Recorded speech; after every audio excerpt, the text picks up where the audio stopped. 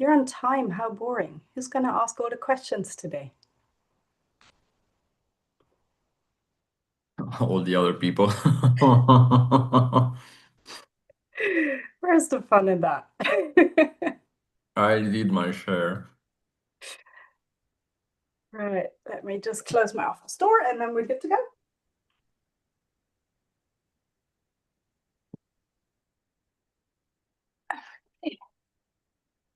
Right, welcome to Neuroccino on this Monday morning, 9:30ish. We're a minute ahead of time. But we have a first this week, which is someone from the community actually outright volunteering to give a presentation, and I'm super excited about it. If you're ready, Sava, you may Yep. want to briefly introduce yourself, tell us where you are in the world, and then tell us about the exciting paper you found. Great. Hi, everyone. I'm really glad to join to present the Neuroccino. I'm doing an MA in Language and Cognition in Freiburg, in Germany. And yeah, I just found out. Basically, I saw a C-star lecture by Stephanie, and then I looked you up, and then yeah, found out about Neuroccino. So today I'm going to present a paper, a recent paper. Let me share it. Okay. Can you see the screen? I guess so. Okay. So the title of the paper is Language Biomarker Screening Using AI, a Transdiagnostic Approach to the Brain. This paper basically they wanted to build a machine, an AI machine that would tell you if a person has a disorder based on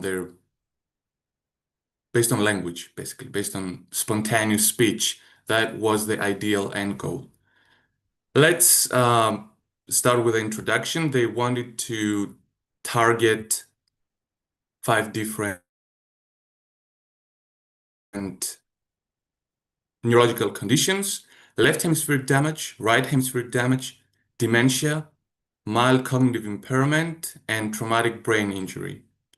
We all know that these conditions have different deficits, especially when it comes to language. So they wanted to see whether an LLM, a large language model, would actually differentiate those based only on language analysis.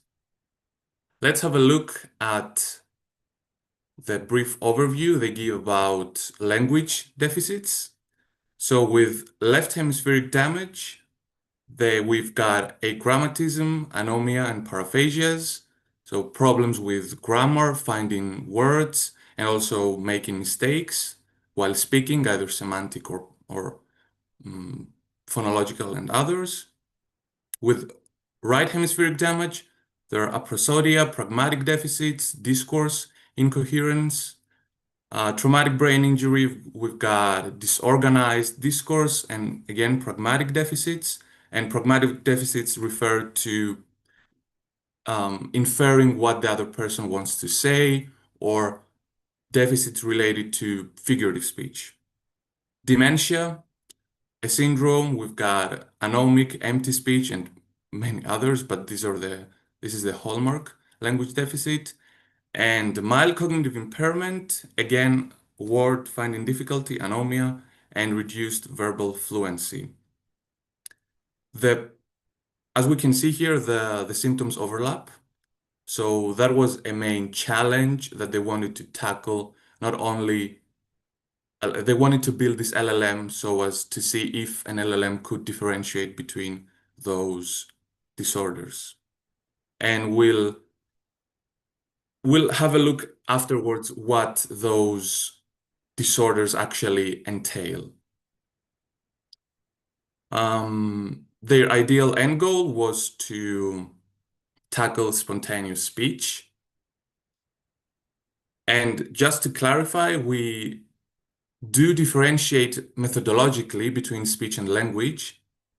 By speech, we generally refer to the acoustic signal and its analysis. And with language, we're talking about every other, mm, let's say, phenomenon of speech that is not related to the physical um, traits. And we'll have a look more specifically. And that's, I want to say that because even though they do say spontaneous speech, they actually mean language.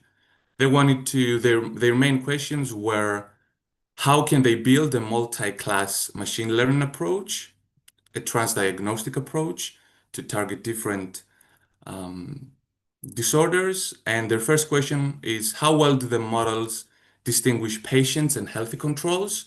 And second, how well does the machine learning model distinguish each subgroup in the data, each patient group? They utilize the neural data bank, which is a bank that entails the aphasia bank from TalkBank. Everything is from TalkBank. Aphasia bank, right hemisphere damage bank, traumatic brain injury bank, dementia bank, which contains the people with dementia and mild cognitive impairment.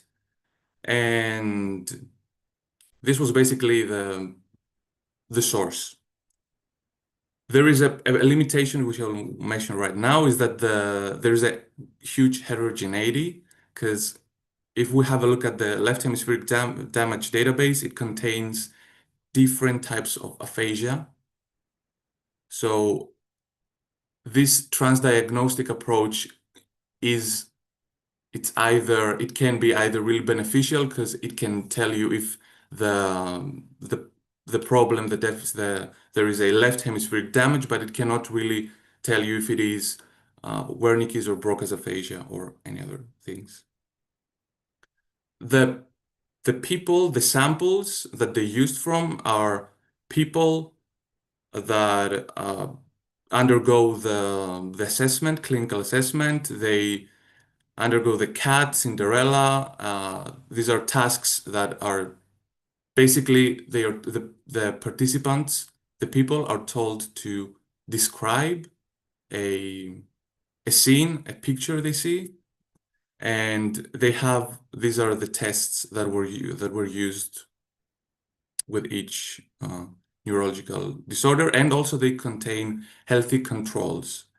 And I hope, can you see this, the notes? Nope. Yeah. Um, I'm sharing. You can see the notes, right? Okay. So in sum, there were 1,394 participants, and the language samples were almost 10,000. That means that there were many participants performing different types of tasks, as we saw the Cinderella and so forth. Okay. Here we have got some information about their age, education, and let's have a look at the measures. How did they actually extract the features? What did they do with those LLMs? They took the samples because in TalkBank there are many features that are like prosodic markers, time-aligned tiers. They removed everything, and then they used OpenBrain AI, which is developed by one of the authors. And this OpenBrain AI basically, I will share also a picture from the notes because it is a bit updated. It does both speech recognition, but they had already the texts perfectly transcribed with there were actually sentences. However, with speech recognition, as I tried here with just a YouTube clip, you can see that there are no full stops. However, the good thing is that they target many languages, and now they have also speech analysis. And it does lexical analysis, as you can function versus common words, word length, phonology. It basically does a lot of things, both with morphology, syntax, semantics, and readability. And that is what they targeted. They targeted the features, not the samples themselves. Having said that, they also provide an example. Having said that, they then moved to how did they do those features? How did they process those features? They did some statistical analysis and they performed principal component analysis, which is every feature together was reduced to, let's say, to see which feature which is the most important one for each disorder. After they did that, they tested different types of language models. We have here logistic regressions, random forests, support vector machines, graded boosting, and deep neural networks, which are I think we are the most familiar with deep neural networks. And then we'll have a look at the results because now they have the features, they reduced everything, they did all the statistical analysis, and now we go to our results. You might remember that you might know that this uniform manifold approximation and projection visualization tells us where all of the features together, where the mean is and how different each is from each other, one is from each other. And we can see here how close left hemispheric damage, traumatic brain injury, uh, right hemispheric damage, and everything, how close is it, and then how dementia is far away. And I mentioned that because in Neuroccino you had also another talk about MRI, LLMs and MRIs, and I remember the graph that was kind of like similar. So um, yeah, the results. The first question, and I think the graph is really self-explanatory. It's really good. We give the machine a test sample and we ask it, is it from a patient? Yes or no? That is its first task. Once it does that, how good does it perform? Different LLMs, actually, all of them were great. We've got logistic regressions, which with a balanced accuracy, it's basically 99%. It's correct. Is it from patient or not? It's 99% correct. And when it is supposed to tell us which disorder it is, for left hemispheric damage, the score is 96% from the support vector machines, one of the language models. For dementia, it's 86%. For healthy controls, this is the F1 score, but it's basically, you can think of it as kind of similar. It's 94%. And then there was a problem with the other disorders, MCI, TBI, and RHD. The model could not basically differentiate between the three, so they clustered those together. Otherwise, you can have a look in the text. The scores are really low for each other condition, and there are many reasons about that, and we can mention that in the end. So yeah, they clustered everything together, and the other neurological conditions, it has an 82% accuracy. And support vector machines were the ones that the model was the most successful one. They also provide some information about which linguistic features differ most due to diagnostic groups, which one is the most prominent from the features that they provided the machines with and did the statistical analysis. And I want to note here that they actually did a really good job in providing an open access supplementary material and everything. And you can basically do it in R Python. You can do it yourself because they actually have a lot.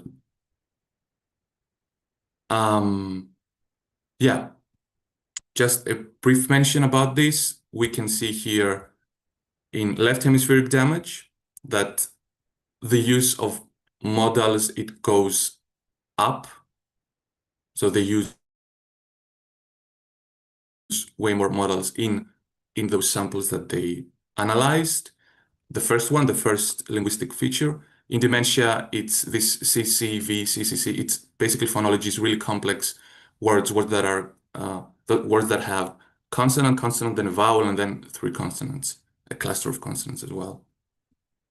In traumatic brain injury, we also have, like in MCI as well, these arrows show which one goes down, which is used less, significantly less, and which is more, significantly more.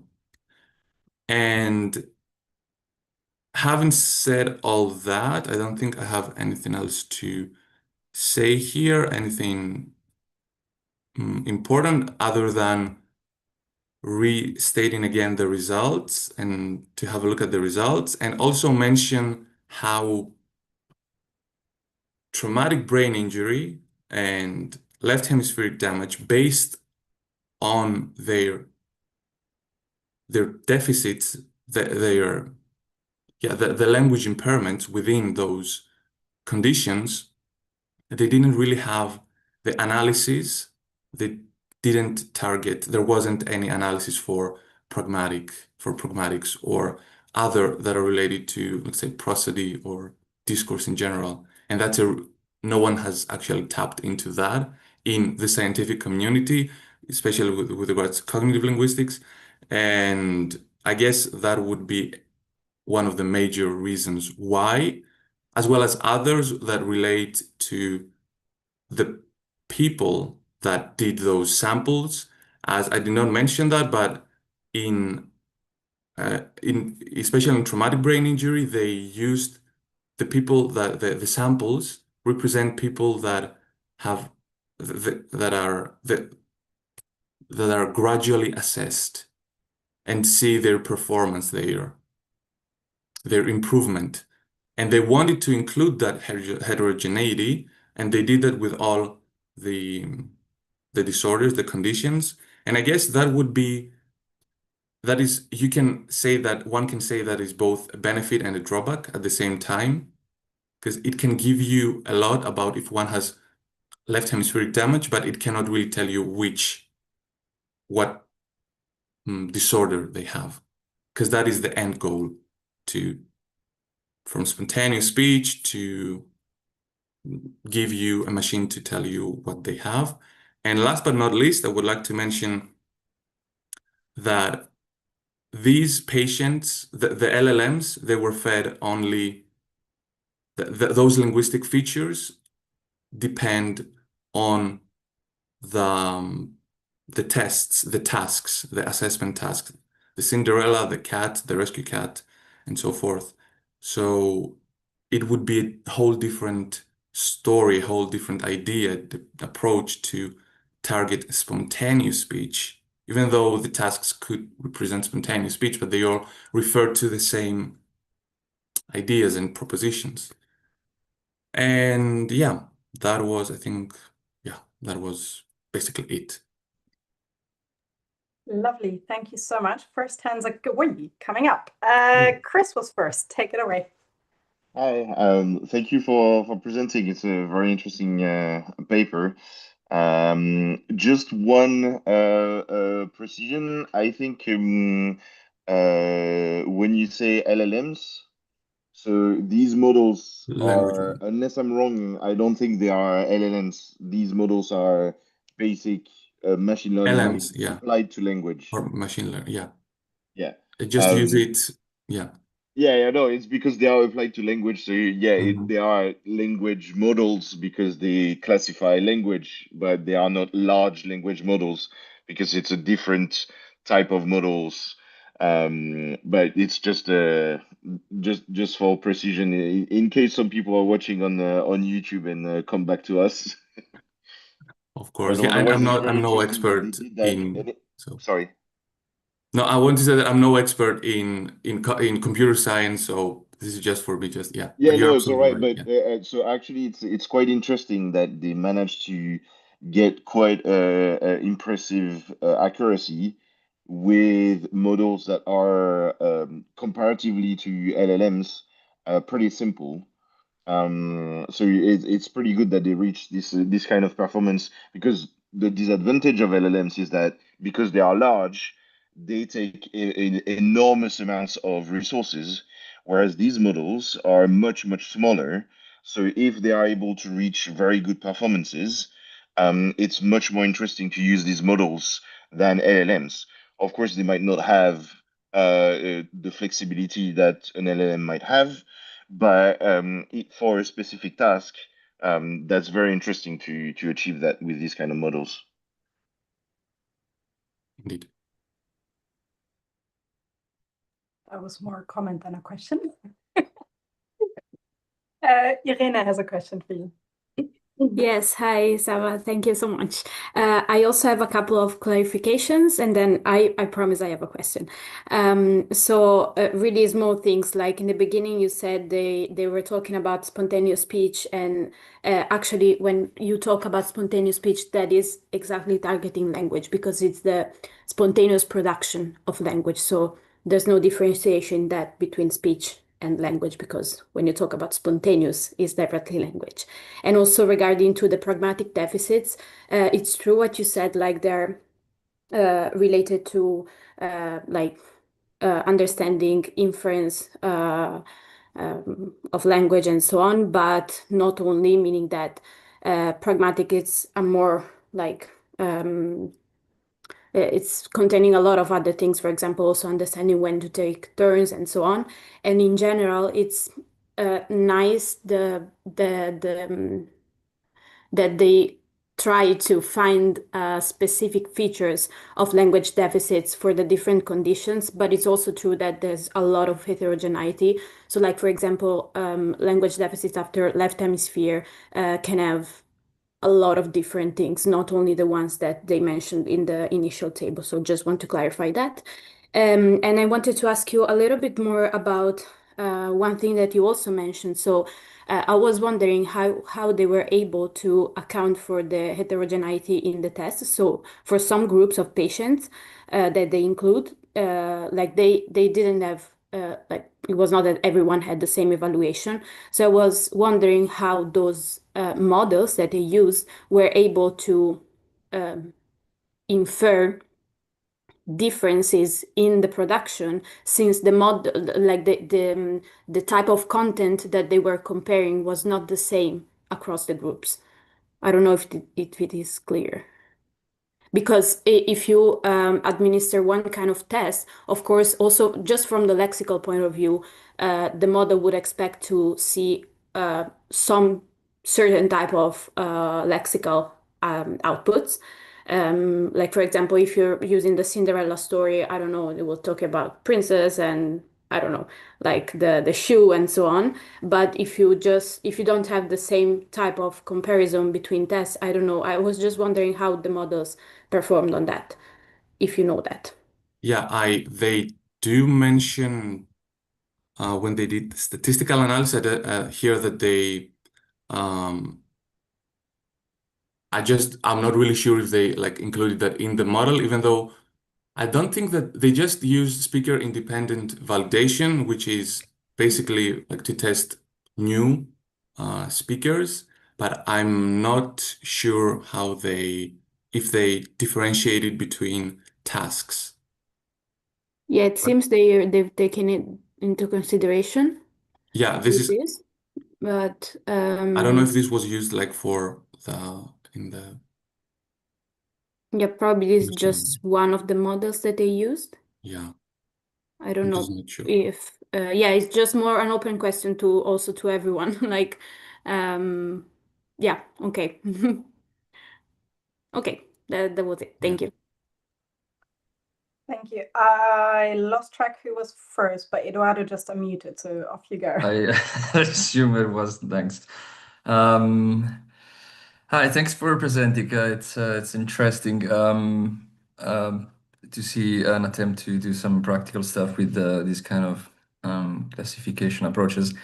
I was wondering because they basically try to set up what should be a screening test, right? Is this a patient? Yes, no, and if a patient, then what kind of patient? And yeah, I mean the stats are great and everything, but I was wondering, did they actually try to to actually see if this works as a proper screening, as we do with proper screening tests, right? Computing the conditional probabilities based on, the prevalence of a certain disease. Because one of the problems is that when you have like extremely rare diseases, which is not necessarily the case here, but when you have relatively infrequent events, even if you have a very accurate test that it's like 99% accurate, then when you compute the conditional probabilities of this screening test actually identifying actual patients, then you have like a very poor performance where you go down to 50%, which is basically chance level. So I was wondering if they did anything in. No, they only used those samples there. Okay, interesting. And Okay. of course, it is only based on the the neurological conditions they mentioned. So Yeah, which is that's also another issue. But okay, yeah, interesting. Thanks. Sorry for intervene, but they calculate precision and recall as well. yeah, Yeah, I know, but that's not was what I was referring to. Is like given the not prevalence the of real this life. disease, say I don't know, traumatic brain injury, whatever, dementia, even if you consider altogether, you should take the prevalence across the population and see if the screening test can actually identify given the conditional probabilities. If you can if you can correctly identify as Okay. such. Given we're on the definition of the disorders, I was also wondering if dementia is an umbrella term, right? You can have many different types of neurodegenerative disorders. And some would start with language deficits before other deficits, primary progressive aphasia, for example. So I was wondering if they separated those groups at all, or if they're all lumped together. They actually just the dementia bank was basically of the Alzheimer's type, and they had some problem with MCI. So the PATE study dementia group further illustrates the yes with patients with dementia, 99% who present, yeah, and then they also had alongside like individuals with mild cognitive impairment, so they don't really they're just together like Okay, thank you. Lilith. I think Fernando was first though. So Fernando, go ahead. All right. Thank you for presenting. I had a bit of a more basic question. I was curious on, well, I'm trying to understand a bit better what the digital biomarkers are. So for what I understood, they are, well, just the wording confuses me a bit at first because digital biomarker seems like, I don't know, some kind of biomarker obtained online, just looking at, I don't know, social media and seeing how people are typing. But from reading the paper, I understood that it's on site. And I guess there are different measures as well. Could you walk me through them again? yeah. So if I'm getting that correctly, let's have a look at phonology. So that is you mean the linguistic biomarkers, the language biomarkers. Yeah. So the transcription, this is that it does, let's say, IPA transcription, and then we have got the the basic phonemes that they use, and the syllable structures, for instance, here. How many words that they used are consonant, consonant, vowel, and then so forth, and then others that relate to morphology. And is that what you're referring to? Unless I'm Mm, even well, I want to also ask about this, but maybe even taking a step back, what is it that the participants are doing when the data is collected?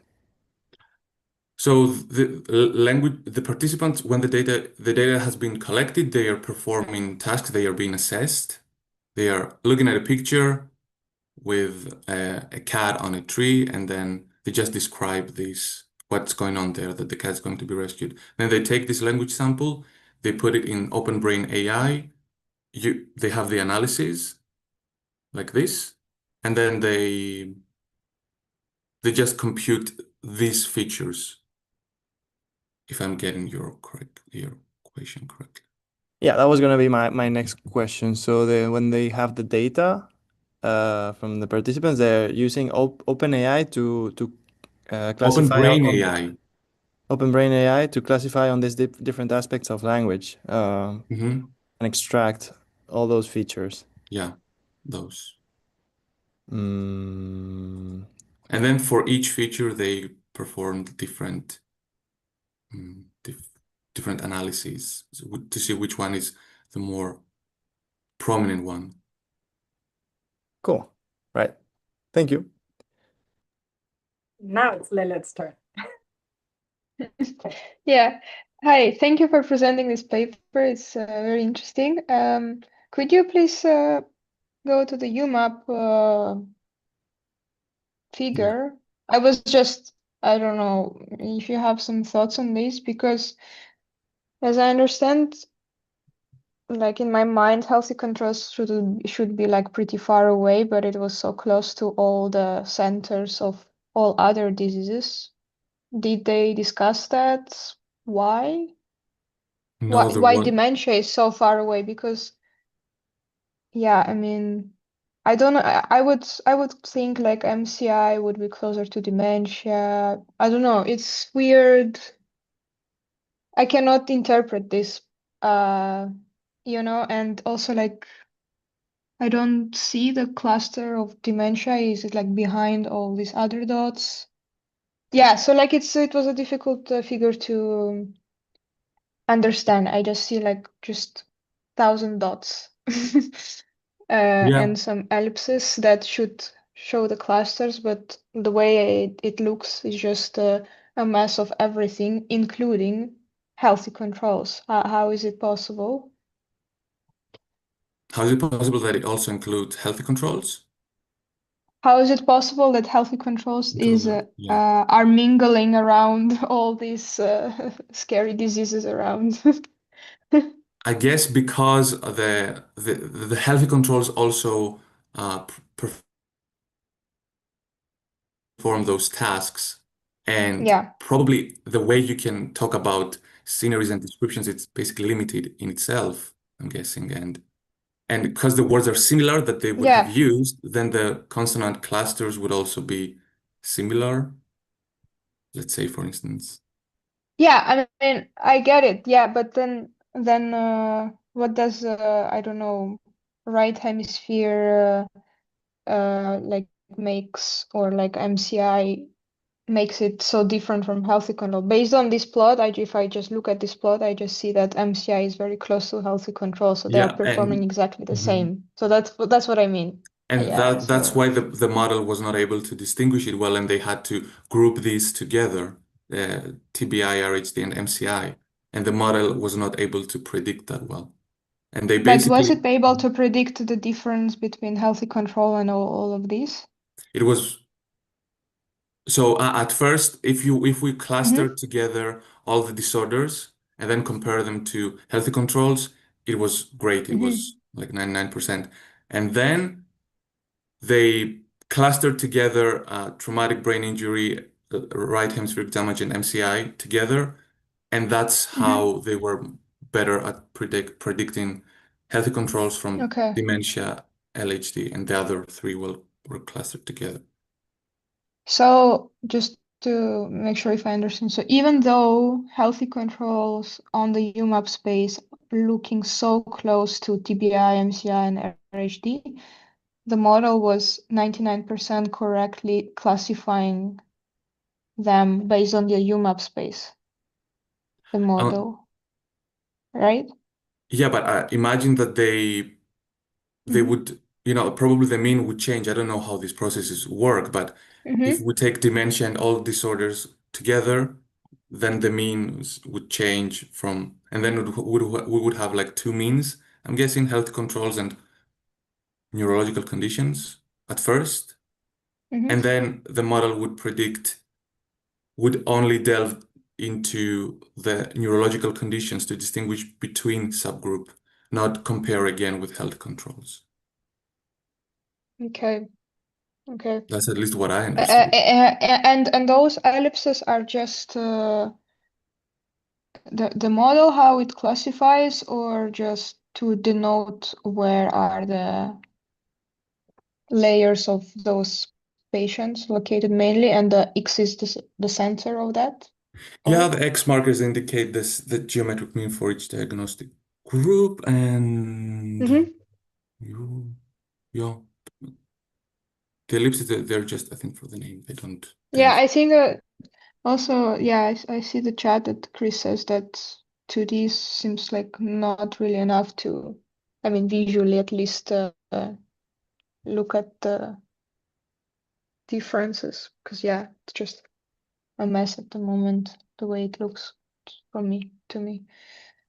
Yeah, but it's cool. It's cool. It's crazy that such a high accuracy and precision of the models. And yeah, logistic regression. I mean, if logistic regression can fix all, why are you using LLMs? That's crazy. Yeah, thank you. Okay. Awesome. Thank you. That is all the time we have today. Thank you so much, Sava, for volunteering to present. It's been great having you on. Everyone else, have an exciting week in science and see you again next Monday. Bye. Bye.